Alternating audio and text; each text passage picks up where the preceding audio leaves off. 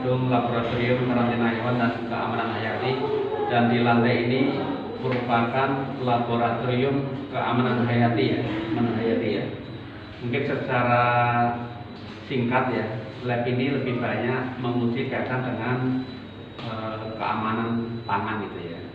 Contoh misalkan pengujian kaitan dengan kadar nitrit pada sarang burung walet, kemudian cemaran logam berat pada sarang burung walet, ataupun residu pestisida, baik residu yang ada di buah atau sayur-sayuran itu. Mungkin secara lebih detail Pak Irmansyah yang dari beliau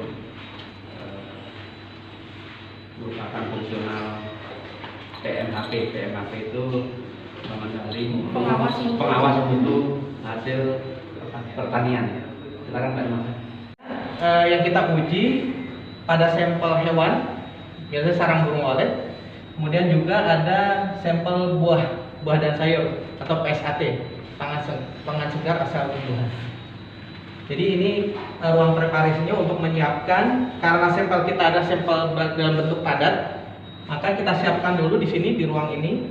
Sampel padat itu nanti akan kita ekstrak, kemudian di sana ada alat destruksinya itu untuk menghancurkan sampel sehingga nanti dalam bentuk larutan. Nah, kemudian setelah sudah, biasanya nanti kemudian kita ukur. Kita ukur dengan alat instrumentasi. Kalau untuk logam berat ini diukur dengan nanti alat, di sana ada alat namanya AAS. Kita gunakan untuk mengukur logam berat. Jadi yang tadi sudah dipreparasi dari ruang sana itu, ruang preparasi kita bawa ke sini. Kemudian kita ukur dengan alat yang namanya AAS. Yang kita uji logam beratnya itu ada PB, timbal, kemudian CD, kadmium, AS, arsen, dan Hg, merkuri.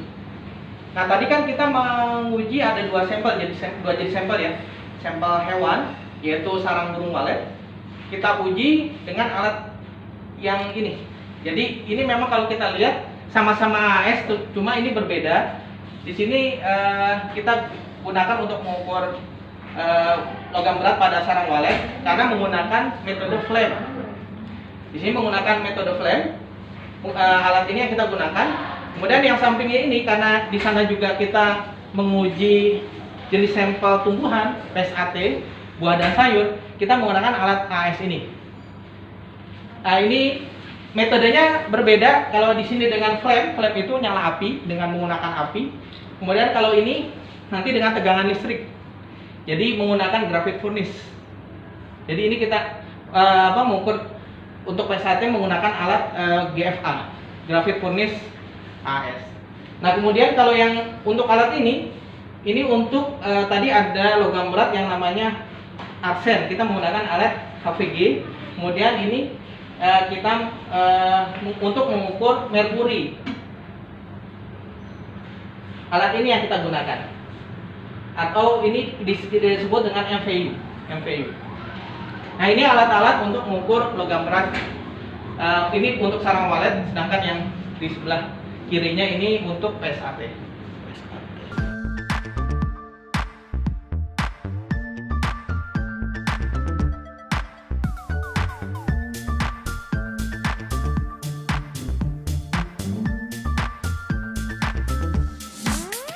Meternya itu pengujian cemaran kimia.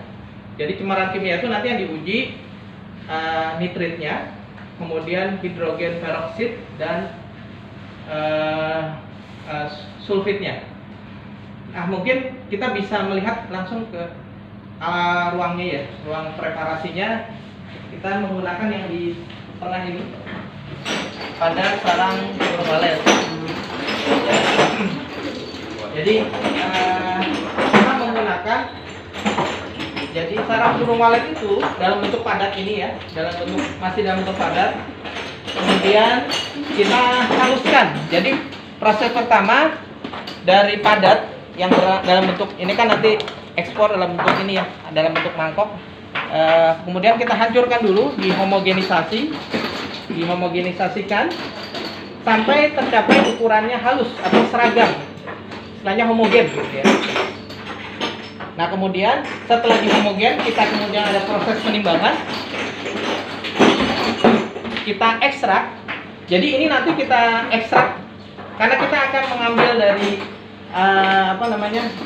target parameternya nitrit, kemudian sulfit dan hidrogen peroksida. Ini kita ekstrak dengan menggunakan ini ultrasonik dari matriks sampelnya. Nah setelah kemudian nanti dia udah dalam bentuk larutan, kita akan ukur dengan menggunakan alat yang namanya spektrofotometer. Ini alatnya. Ini alat spektrofotometer UV vis.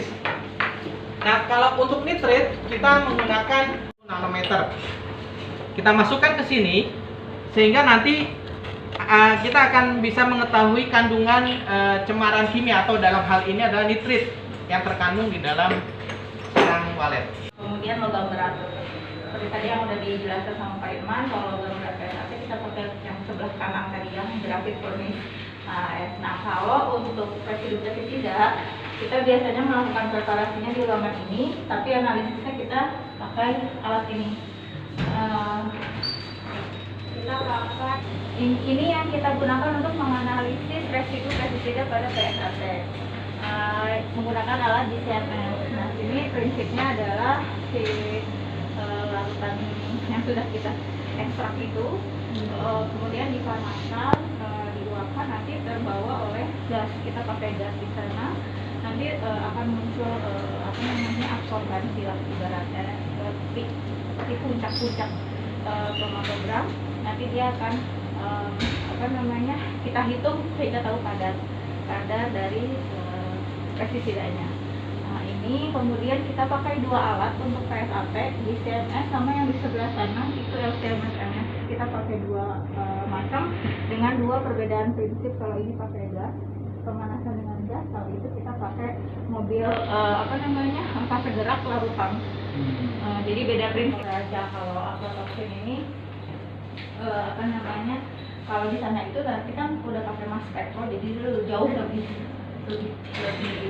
teliti, jauh lebih sensitif untuk menguji, karena kalau pestisida itu kan multi target. Jadi kita menguji misalnya 20 target dalam satu kali pengujian gitu. Tapi kalau aflatoksin ya cuma satu aja, aflatoksin aja gitu. Jadi memang perlu alat yang lebih sensitif untuk menguji pestisida, karena dia multi target. Sekali uji itu bisa langsung sekali running 20 atau kadang 30 target.